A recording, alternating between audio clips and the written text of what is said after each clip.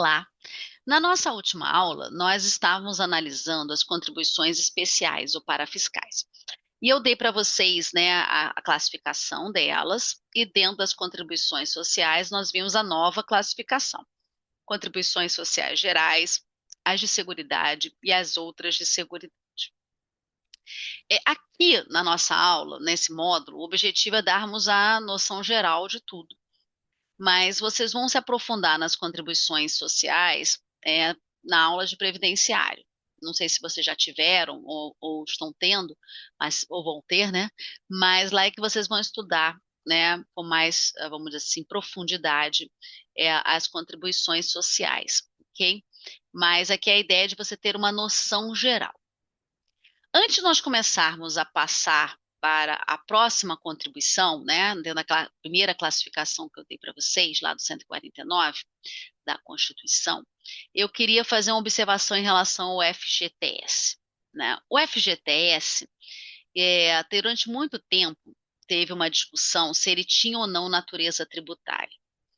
Existiam autores, como é o caso do professor, né, do saudoso professor Ricardo Lobo Torres, que defendiam que eles eram tributos, que a FGTS tinha natureza de tributo, e ele seria do tipo contribuição social geral, porque financiaria o auxílio-desemprego, que é uma atividade social importante, né, mas que não é seguridade propriamente dita. Então, ficaria naquela parte residual, mesmo grupo do Sistema S, do salário educação, né? Então, você teria essa natureza. Só que o Supremo Tribunal Federal julgou um tema, que é o tema 608, com repercussão geral, então 608 com repercussão geral, entendendo que o FGTS não tem natureza tributária. A natureza dele é trabalhista. É uma verba decorrente do contrato de trabalho. É um direito do trabalhador. Então, ele não segue o CTN, né? Nós vamos ver que a Caixa Econômica Federal até ajuiza a execução fiscal como substituto tributário da União por força de uma lei, mas porque as execuções fiscais podem envolver créditos tributários e não tributários. E a FGTS é uma verba não tributária. Ela pode até ser cobrada via execução fiscal, né? Mas não é tributo. Então não segue a sistemática, não segue o CTN. E aí lembra que eu disse para vocês quando a gente viu taxa e tarifa, a questão da prescrição? Pois é, aqui a prescrição não é a do CTN. O prazo prescricional é inclusive o que está na Constituição Federal, no artigo 7º, inciso 29 da Constituição, 7º, 29, que o prazo é de 5 anos, mas quando o contrato de trabalho termina, você tem uma outra sistemática, né? Então, não é tributo, ok? E isso já está pacificado, tema 608, com repercussão geral no Supremo. Então, noção geral das contribuições sociais, nós já vimos. A próxima contribuição parafiscal que eu gostaria de tratar com vocês é a chamada CID, Contribuição de Intervenção no Domínio Econômico. Como contribuição parafiscal, ela sempre vai ter que ter uma destinação econômica. Só que a CID, ela abarca um mundo de atividades, né? Porque contribuição social é atividade social. A seguridade, a educação, o desemprego, no sistema S, né? Uma parte mais educacional. Você não tem na CID uma limitação de matérias. Qual é a importância na CID? O que caracteriza uma contribuição de intervenção no domínio econômico fora a destinação específica, que é a da espécie tributária? O Supremo Tribunal Federal, ele entende que a CID ela deve ser criada para atender princípios que regem as atividades econômicas. Vocês vejam, é intervenção no domínio econômico. Você vai intervir num determinado setor da economia, geralmente para fomentar esse serviço. Mas o mais importante é que ele vise atender algum princípio constitucional geral que rege as atividades econômicas. Esses princípios estão nos artigos 170 a 181 da Constituição Federal, 170 a 181. Então, quais são esses princípios? Princípios da livre concorrência, defesa das pequenas e microempresas, né? De proteção do direito ao consumidor. Então, tudo isso está lá no 170 a 181. Então, se você cria um tributo, dá uma destinação econômica e justifica a cobrança dele para atender a um desses princípios, você está diante de uma CID. Então, CID é um mundo. CID é criada por lei ordinária, ok? Não é por lei complementar. Lei complementar é só competência residual da União e CBS. O resto tudo é lei ordinária. E a CID é uma lei ordinária. Então é muito fácil criar CIDs. Então vou dar para vocês alguns exemplos para vocês entenderem as discussões que existem. Vou fazer um panorama. A ideia aqui realmente é dar para vocês uma noção geral, né? Aqui o módulo, né, o objetivo é esse. Então, exemplo de CID. Primeiro, a CID Combustíveis, que eu já falei dela aqui, que é a CID que está prevista no artigo 177 da Constituição Federal, parágrafo 4º, 177, parágrafo 4º, que vai incidir sempre que você tiver comercialização ou importação de petróleo, gás natural e derivados, álcool e derivados. Eu já falei dela aqui, né? Ela é uma exceção ao princípio da legalidade, da anterioridade geral, então eu já tratei da CID Combustíveis aqui. Vocês que tiverem interesse, leiam lá o parágrafo 4º, vocês vão entender qual é a destinação econômica específica. E o setor da economia, obviamente, é o setor de combustíveis, né? Essa parte por isso que é chamada CID Combustíveis. Outro caso, outra CID que é muito comum é a chamada CID Royalties. Mas não é, royalties aqui não é royalties do petróleo, né, que eu já falei até aqui nas nossas aulas. Não é royalties relacionados à exploração de petróleo, gás natural, minérios, porque os royalties, né, especialmente da parte de petróleo, estão lá no artigo 20 da Constituição Federal, né, que é a parte dos bens da União. Né? Lembra que eu falei que é uma compensação financeira, né? Então, os royalties, esses royalties, não, eu já disse que não tem natureza tributária, e não são esses que eu vou mencionar agora. Os royalties da CID são royalties contratuais decorrentes de contratos de franquia empresarial ou contratos de transferência de tecnologia. Quando você remete para o exterior royalties decorrentes de contratos de franquia ou de tecnologia. Então, por exemplo, McDonald's é uma franquia internacional. Então, você vai remeter os royalties pelo uso da marca para o exterior.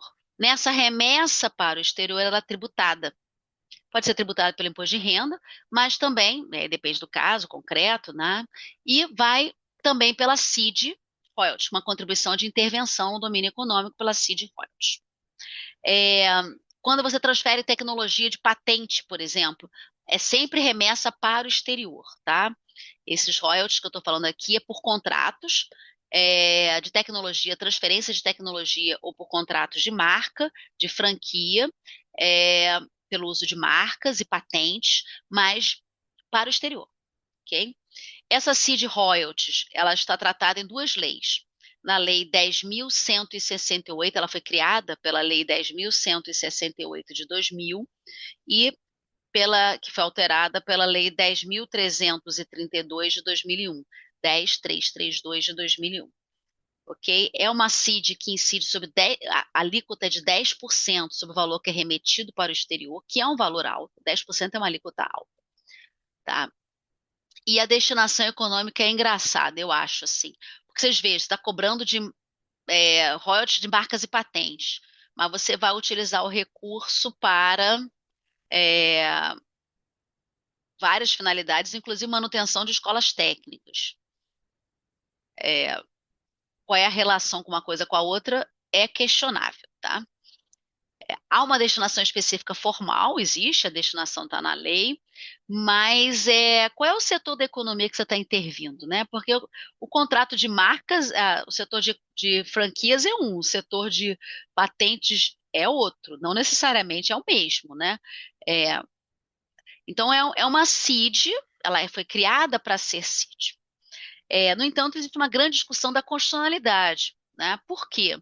Porque não tem relação nenhuma entre o setor que você está tributando e o setor que é beneficiado. Nenhuma. Né? O que a escola técnica tem a ver com royalties para o exterior? Qual é o setor que você está intervindo? Você está fomentando esse setor? Qual é o princípio que rege a atividade econômica que está sendo atendido? Aonde é que vocês enquadram lá no 170 a 181? É, ou será que isso parece mais um imposto? Tem uma manifestação de riqueza e você está tributando, né? Então, existe um tema afetado no Supremo, que é o tema 914, com repercussão geral, 914 com repercussão geral, onde o Supremo vai enfrentar a constitucionalidade ou não da CID royalty, remessa para o exterior de royalty, tá? Não começou o julgamento, não tem julgamento, mas o tema foi afetado. Por que isso? Se você entende que tem que ter, vamos dizer assim, tem que atender a um princípio que rege a atividade econômica, qual é o princípio aqui? É livre concorrência? Não sei.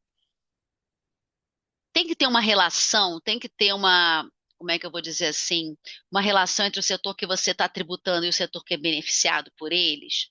Eu posso intervir num setor e eu receita aí para uma outra coisa completamente diferente? Será que essa CID não é um imposto, na verdade é um imposto que você simplesmente tem uma destinação específica só para poder atender formalmente a exigência constitucional?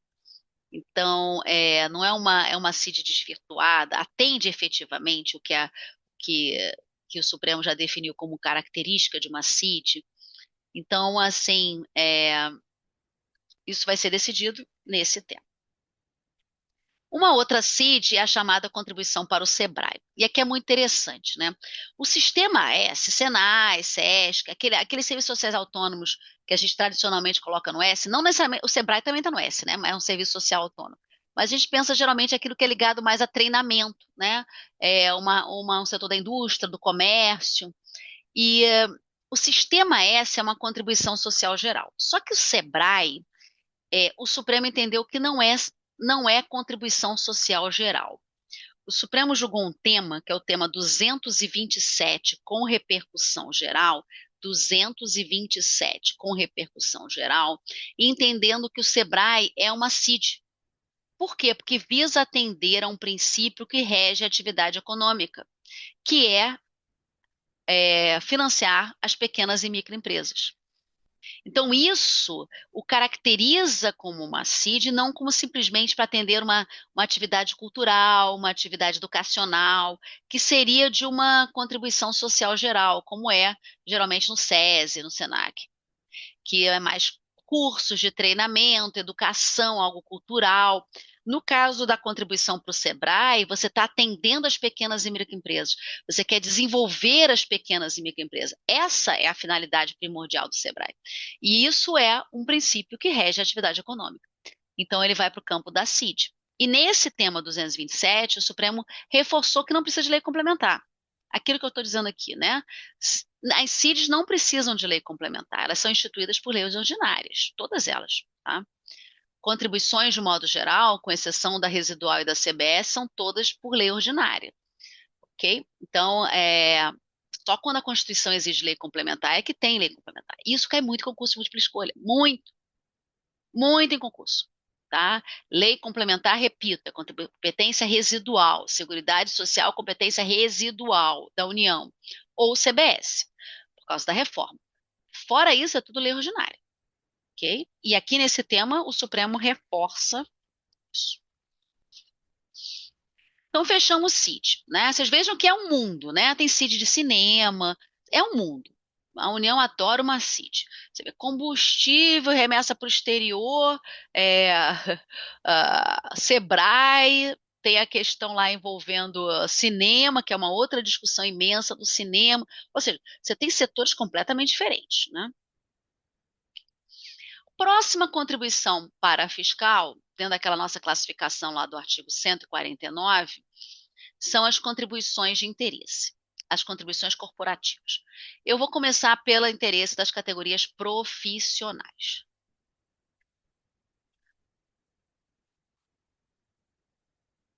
Essas contribuições de interesse das categorias profissionais, elas visam a financiar a destinação econômica delas, né?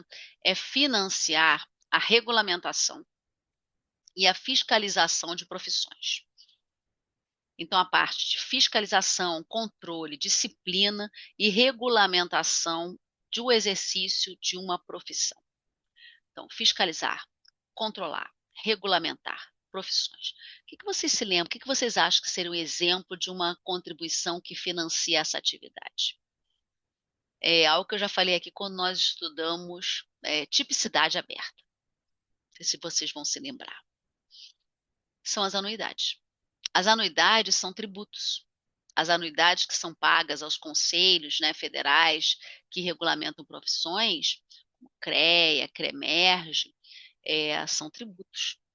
Tem natureza tributária. E que espécie? Contribuições para fiscais de interesse das categorias profissionais. Uma discussão que quem já foi meu aluno alguma vez, né, é uma discussão antiga, ou talvez, né, já tenha ouvido falar nessa discussão, algo que foi sempre muito controvertido era a OAB. Por quê? Porque a OAB, todos os conselhos profissionais são autarquias. A OAB, ela não é uma autarquia, apesar de ser uma pessoa de direito público, apesar de alguns autores acharem que ela é uma autarquia especial, o Supremo entendeu que ela não é uma autarquia. Então, todos os demais conselhos são autarquias. A OAB não é, né? A OAB é uma pessoa de direito público, mas não é tecnicamente uma autarquia. E ela sempre defendeu que ela não cobrava tributos, que a anuidade dela, todos os demais conselhos profissionais são tributos, tá?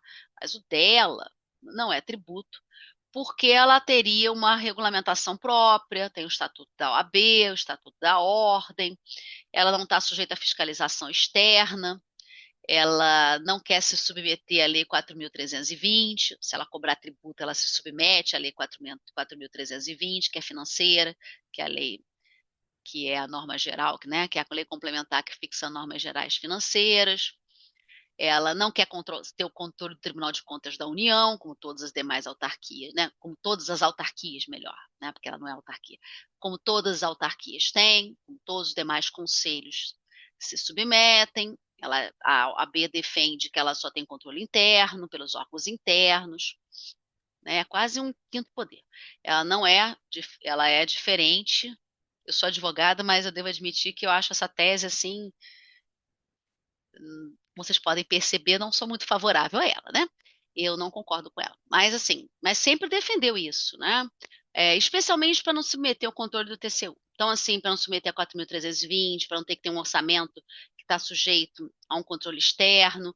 Então, ela sempre defendeu que ela não cobra tributo, que a anuidade da OAB teria uma natureza associativa.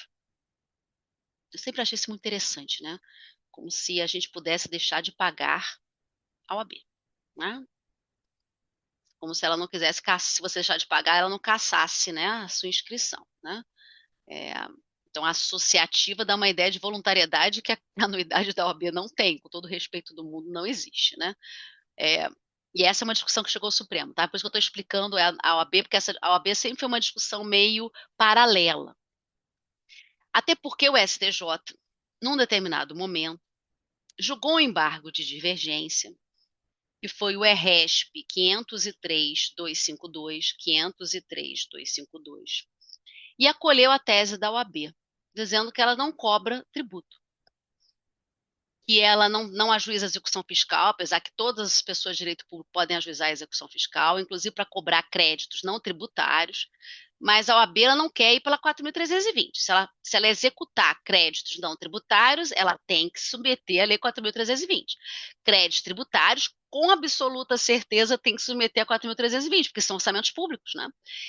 Então, como ela não quer, então ela diz, a OAB, o STJ entendeu, não, você é uma pessoa de direito público sui generis, né? Não é uma autarquia, não é a mesma situação dos demais conselhos, você não cobra tributo, é uma contribuição associativa e não pode ajuizar a execução fiscal, e não ajuiza a execução fiscal, você pode propor ação de cobrança. E durante muitos anos prevaleceu isso, né? Só que aí a questão chegou ao Supremo. E o Supremo julgou um tema, que é o tema 732, com repercussão geral, 732 com repercussão geral. O precedente é da OAB, apesar da tese ser genérica, o precedente, o julgamento, a ementa, todo o acórdão, o caso concreto é a OAB. E o que o Supremo disse nesse julgamento? Que as anuidades de todos os conselhos federais têm natureza tributária. São contribuições de interesse das categorias profissionais. Exatamente o que eu expliquei até agora. E como tal, não pode você negar à pessoa que deixou de pagar a anuidade a possibilidade de exercer a profissão. Você não pode cassar a inscrição por falta de pagamento. E aí eu vou ler para vocês a tese. É inconstitucional a suspensão realizada pelo Conselho de Fiscalização Profissional do exercício laboral de seus inscritos por inadimplência de anuidades, pois a medida consiste em sanção política em matéria tributária.